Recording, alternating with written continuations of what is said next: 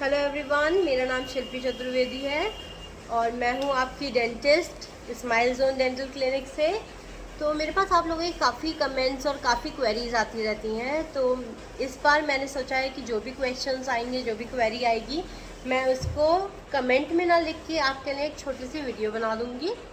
तो एक क्वेरी मेरे पास आई, कई लोगों ने यही पूछा कि ऐसी कौन कौन सी कंडीशंस होती हैं जिसमें हमें दांतों की स्पेशल केयर करने की ज़रूरत होती है, या कोई ऐसी मेडिकल प्रॉब्लम होती है जिसमें हमें दांतों की स्पेशल केयर करने की ज़रूरत होती है।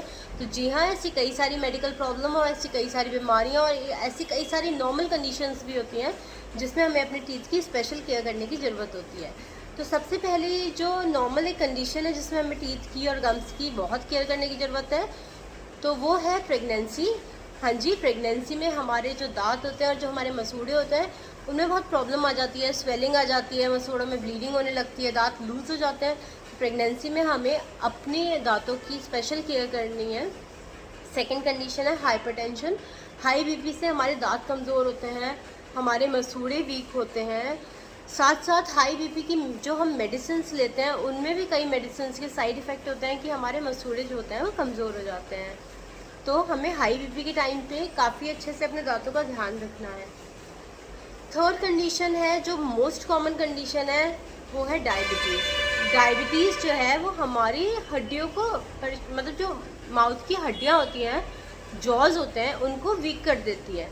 जो जॉज होते हैं उनकी जो बोन होती है वो घिसने लग जाती है, जिसकी वजह से हमारे दांत लूज़ पड़ने लग जाते हैं। तो डायबिटीज़ वाले पेशेंट को तो बहुत ज़रूरी है कि वो अपनी शुगर कंट्रोल में रखें। अगर उनकी शुगर कंट्रोल नहीं है तो उनका डेंटल इशू कभी भी रिजॉल्व नहीं हो सकता। फोर्थ कंडीशन है किसी भी तरीके की स्किन प्रॉब्लम हो गई, जैसे विटिलिगो हो गया आपको, या फिर आपको सोरियासिस हो गया। इसकी ट्रीटमेंट में मोस्टली क्या होता है कि विटामिन सी को रोक दिया जाता है। जो विटामिन सी होता है वो हमारे टीथ के लिए बहुत ज़्यादा इंपॉर्टेंट होता है। सो इसके कोर्स के चलते चलते हमारे टीथ वीक होने लग जाते हैं। तो हमें इस समय अपने टीथ पे ध्यान देने की ज़रूरत है, डाइट अच्छी लेने की ज़रूरत है, ब्रशिंग 2 बार करने की बहुत ज़रूरत है, फ्लॉसिंग करने की बहुत ज़्यादा ज़रूरत है। अब कंडीशन आती है 5th नंबर की, जैसे कोई आपको कार्डियोवैस्कुलर डिजीज़ है, कोई स्ट्रोक हो गया है, कोई आपको हार्ट प्रॉब्लम है, कोई भी ऐसा इशू है, तो इसका भी डायरेक्ट रिलेशन हमारे डेंटल से होता है। इसमें भी हमारे टीथ की हेल्थ या हमारी डेंटल हेल्थ सफ़र करती है। 7th जो मोस्ट कॉमन है, अगर हमें किसी तरीके की कोई रेस्पिरेटरी इलनेस है, मतलब सांस लेने में कोई परेशानी है, सांस से रिलेटेड कोई भी संबंधी कोई भी बीमारी है, तो उस समय भी हमारी डेंटल हेल्थ जो होती है वह सफ़र करती है।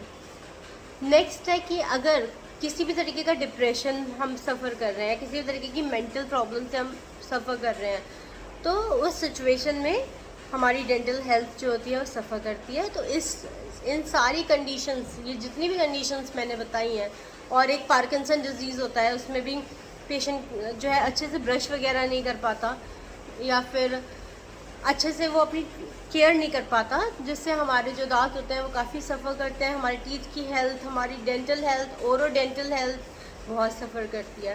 So these are few conditions जिसमें हमें स्पेशल ध्यान देना है। और स्पेशल ध्यान क्या है? स्पेशल ध्यान कुछ नहीं है, स्पेशल ध्यान बस ये है कि आपको हर हालत में 2 बार ब्रश करना ही करना है, चाहे कुछ भी हो जाए। आपको ये रूटीन नहीं छोड़ना।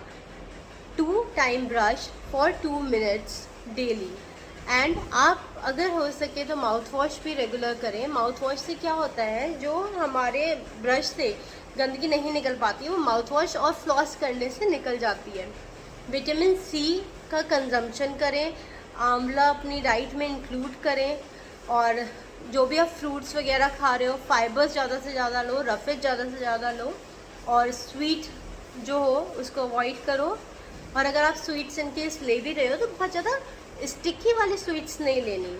एंड यू शुड ट्राई कि आफ्टर टेकिंग स्वीट्स एटलीस्ट आप अगर ब्रश नहीं कर पा रहे हो तो एटलीस्ट आप रिंस कर लो mouth. So these are the simple tips that how to take care of your teeth, especially if you are suffering from any of these conditions. So if you have any doubt or if you want to ask me anything, you can comment below and I will surely answer you. And for free consultation, you can visit my clinic. Thank you.